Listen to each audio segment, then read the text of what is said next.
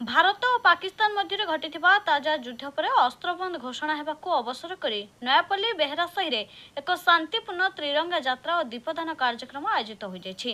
एही कार्यक्रम द्वारा शांति एकता और मानवतार वार्ता विस्तार करा जायछि। एही उद्यम रे ग्रामवासी युवा और महिला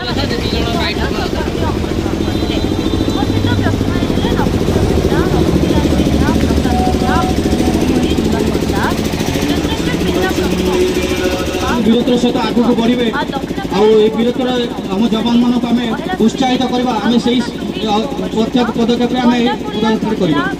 युव संगठन बेहरा साहि एही शांति यात्रा और दीपदान कार्यक्रम देश में शांति और एकता बढ़ाइबारे एक दृढ़ पदक्षेप बोले सभागत। नमस्कार, मु रश्मि राणी बेहरा समाजसेवी।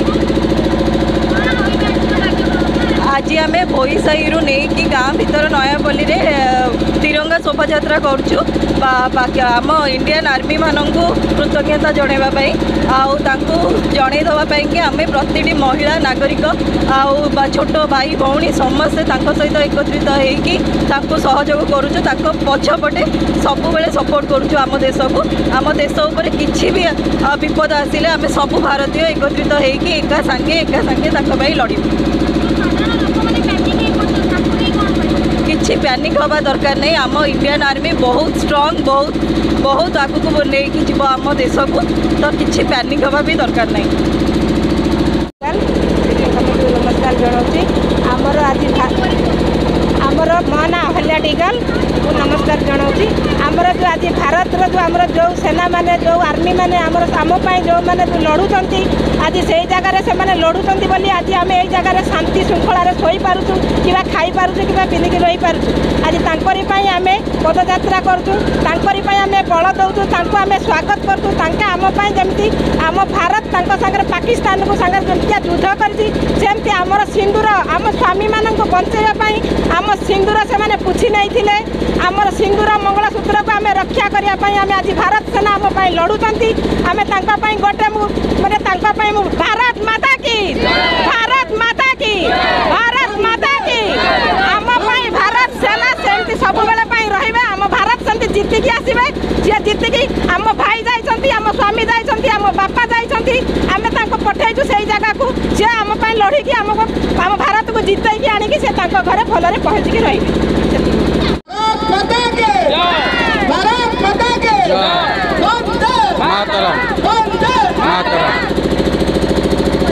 नवकिशोर बेहरा समाजसेवी।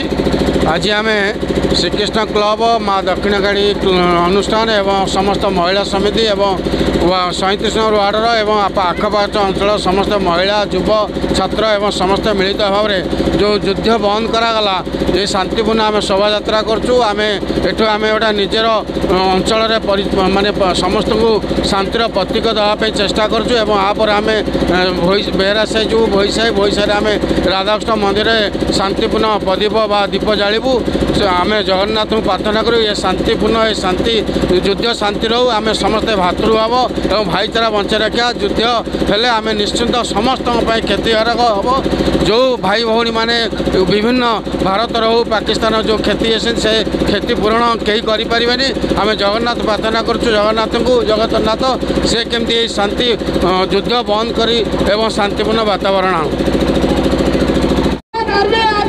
हम तुम्हारे साथ हैं मातरम मातरम मातरम। मो ना विश्वजित भोई नयापल्ली युवक संगठन गोटे सदस्य। आज आम जेहेतु भारत आज्ञा भारत पाकिस्तान जो युद्ध चलता दीर्घ समय धरी यह आम समस्त निंदा करूँ एवं आज आम शुणा पाल कि युद्ध बंद एवं जो बलिदान देते जो जवान मैंने आम नमन हो आज आम नयापल्ली युवक एवं वरिष्ठ महिला समस्त आज भारत माता ना गान करी आम गोटे रैली करूँ। रिपोर्ट प्रयाग खबर।